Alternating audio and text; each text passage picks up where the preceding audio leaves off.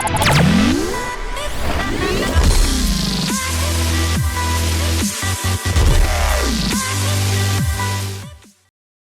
guys, Moneyman300 back for some more videos here. I was going to say Forza 6 videos, but this isn't really a Forza 6 video because I'm in my car.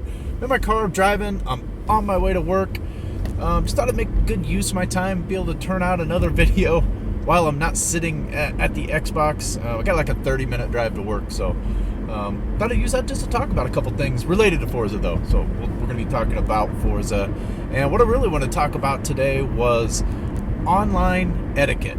And you know, it's not just racing online, but just in general, you know, what people do when they're anonymous online, and the etiquette that, or the lack of etiquette, or etiquette that people should have when they're online racing, or online playing a shooter, or, you know, online with other people in general. It's just, I guess it's just life in general, you know, the way that you treat other people when you're in a group of people, and it brings out the worst in people when they're online, they're anonymous, and there isn't anything anybody can do back to them. And you know what I'm talking about. People that are, let's talk about the intentional crashers. And there's different types of intentional. There's people that go out there to do nothing but just crash, right? Gonna fly into that first turn, gonna wipe as many people as they're at. They're gonna go backwards on the track. They can do all kinds of crazy stuff. You know, and then them and their buddies or crash teams or whatever are just going to go out there, and their sole purpose is just to ruin other people's fun. And that just seems weird to me, right? I mean, why? I mean, all you're doing is trying to have fun at the expense of other people, and that doesn't make any sense to me. And I'm trying to think of other areas in life where people like that would do something like that, right? I mean, even if you intentionally crash somebody to get ahead, things like that, and in a way, to me, that's cheating, right? You're cheating to get ahead, and people cheat to get ahead in life all the time.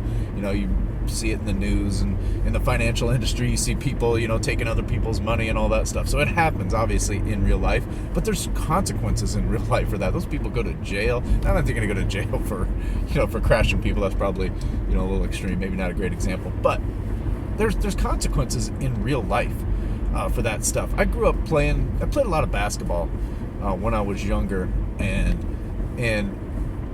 on the streets or in a gym, I played a lot of pickup basketball, and I try to relate back to that. You know, you got a group of guys out there, you're playing pickup, you got pickup teams, right?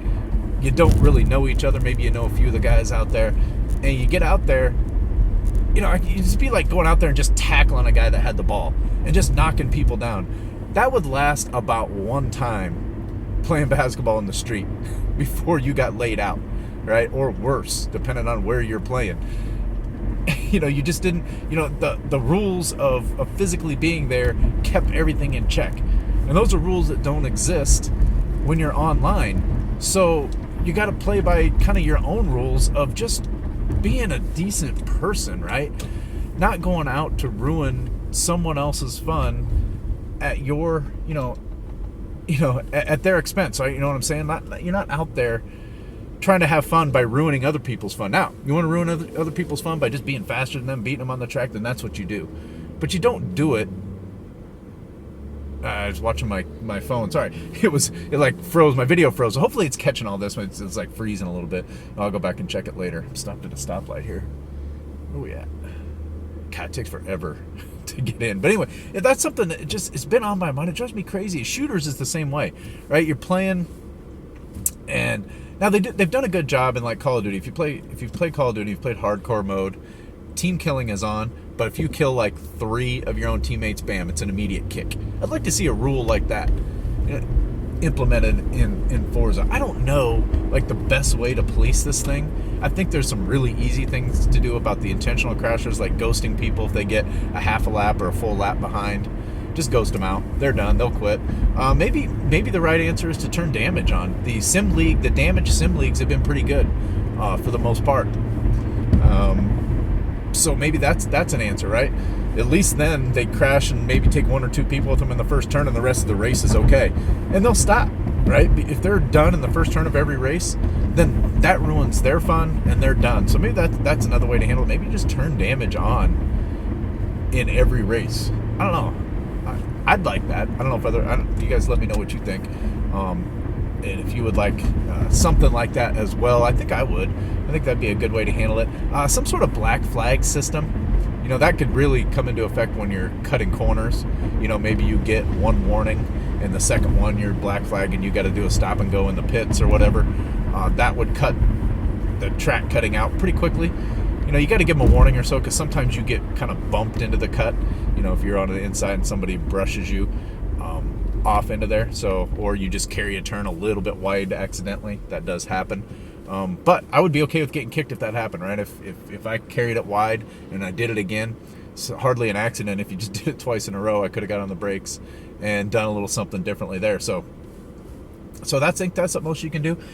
I don't know how if you could implement a black flag system for the crashing, because sometimes it's really difficult, to figure out who initiated the crash, and then you might have people out there that are brake checking you in a straightaway just to get you kicked. So that's a little bit tougher. I mean, there's obvious situations, but you'd have to probably put a little math into it, how fast people are going in certain spots, and and then now you got a judgment call system that could get a little bit dicey.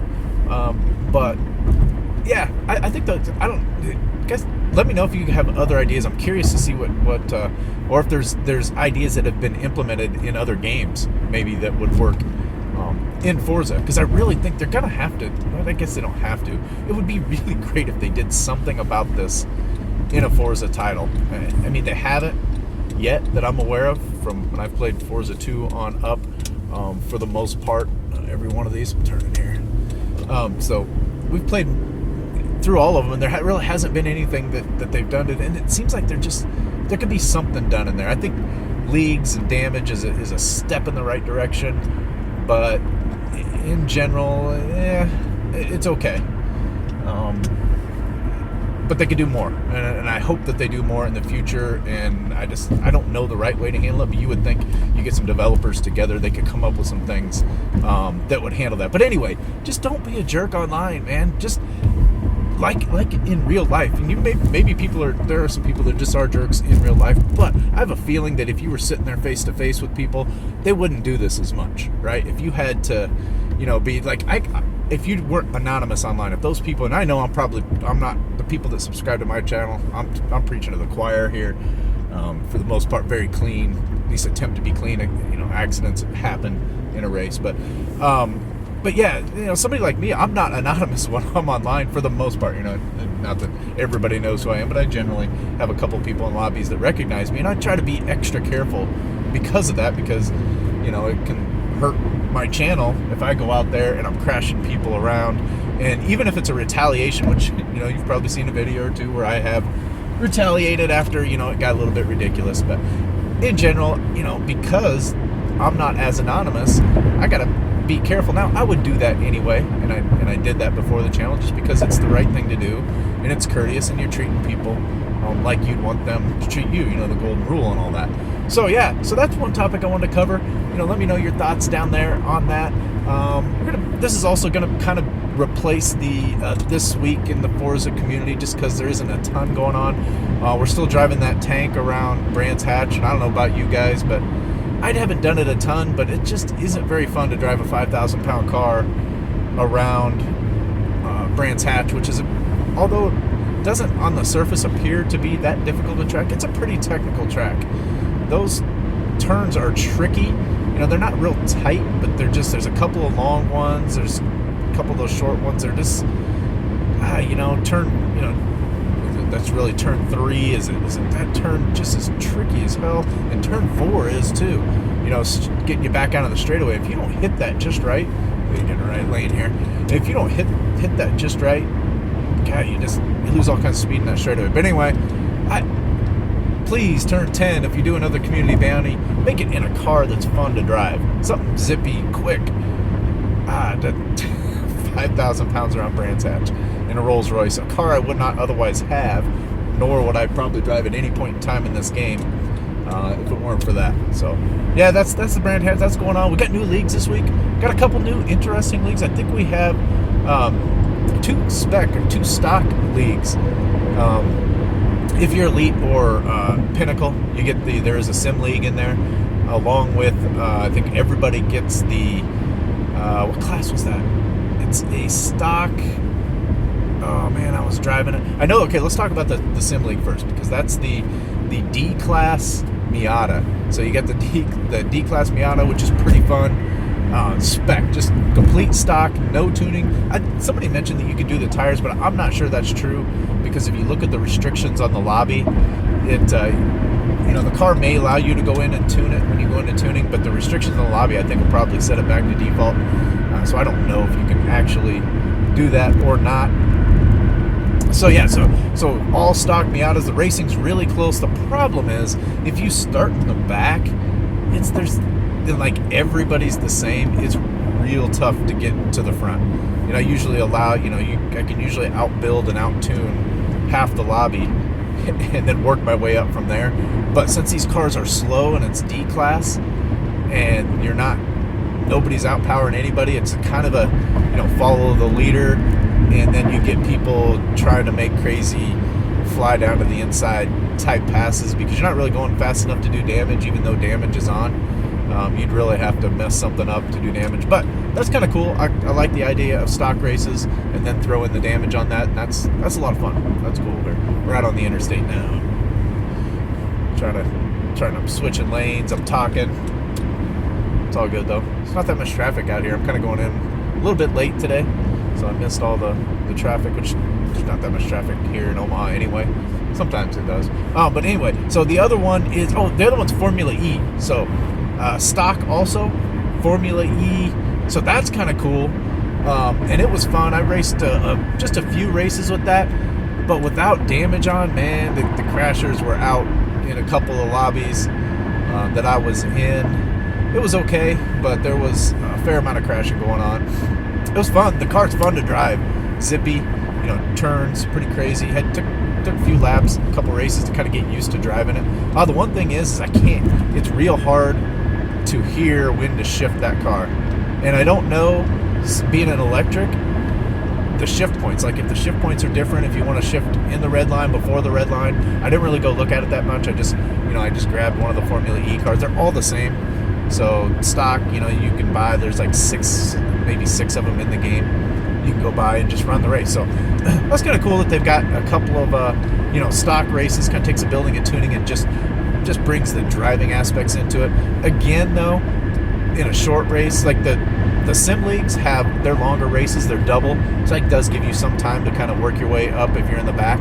These are 3-lap races, so starting in the back is a little dicey in 3 laps, and people really try to push their way up. The other one is the Ghost League. I didn't look at it. I did look at it, but I don't really remember what it is. I rarely drive the Ghost League at all. So those are the 3. I'm trying to think if there's anything really else going on in the community or anything coming up. So I'm getting ready to finally start doing some tips and tricks videos. We're gonna start kind of with the basics. Trying to put together an order that I want to do things in. I think I've had enough time in the game, and we've had enough updates and different things in there that we go through and really start talking about the nuances of building and tuning, and that's mainly what it's going to be focused on. I am going to do one kind of a how to get better at Forza video, and it's going to be aimed at that crowd that wants to get better. Maybe you're newer at the game, maybe you just haven't played it a lot and you're kind of getting into it and you really want to get better. If you're a top 10 leaderboard guy, and you're winning all kinds of online races, you're probably not looking for a video of how to get better. But it's just going to be some general tips, right? That video talking about things that you can do to just improve yourself. Maybe you're just looking to get a top 1% time on the leaderboard and things like that. So it's going to be a video just aimed at that. So some basic stuff, but some stuff I really think can help people out. Maybe even some things that people might have missed. We'll talk from settings to just general driving around a track, things that you can do to practice and get better. So we got that, and then we're going to dive into the build, right? And how to build a car, how to find the right car to build, how to get the type of build that you want, a speed. We'll talk about the different types of build: speed, momentum, oval, grip, all around and just talk about the things that make that. Just go through general build principles in Forza and some things that work and some things to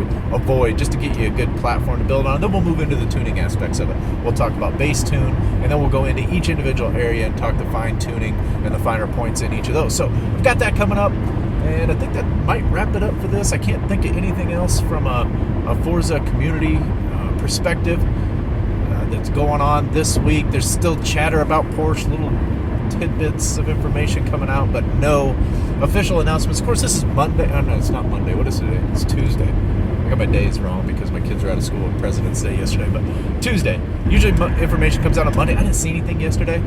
I checked a couple times. It seems like every time I do one of these videos, like 2 hours later, something really relevant that I would have liked to have in the video comes out. But anyway, that's going to wrap it up. I'm getting close to work here, so I'm going to wrap up this video, guys. Thanks for watching, and we'll catch you in the next one. Later.